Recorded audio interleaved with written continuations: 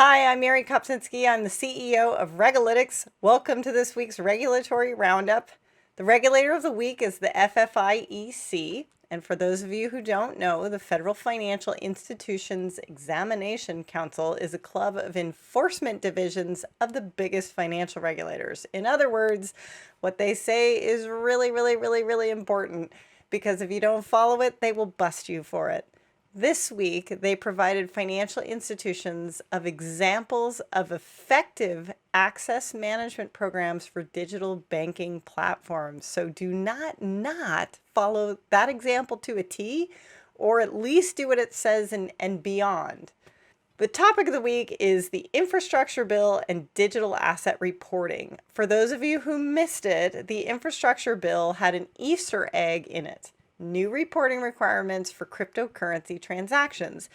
It allows for penalties for non-compliance.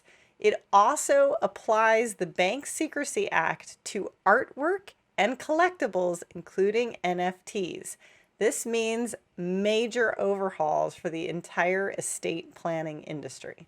Since we're on crypto, the California Department of Financial Protection published a response letter on a Bitcoin ATM kiosk business model, basically saying that this particular group that applied is not an official money transmitter, which for the record seems strange. I feel like California might rethink this at a later time, but we'll see. But essentially it was saying that Bitcoin ATMs are not money transmitters. In Compliance Corner, FINRA had two noteworthy updates. One, it produced a report on what they learned about cloud computing across the broker-dealer community. Second, they reminded everyone about their obligations around supervision of third parties. Remember, there's certain things that a broker-dealer cannot delegate away, and they need to keep a close watch on the people and the processes being used. Speaking of reports, the Hong Kong Monetary Authority put out a really interesting piece of work on the already visible pricing of climate risk on loans. In the Asia Pacific, for example, they found that since the Paris Accord, banks there have charged a 23 basis point spread to the so-called brown firms or high emission firms. Also this week, Treasury issued guidance on fossil fuel energy for multilateral development banks.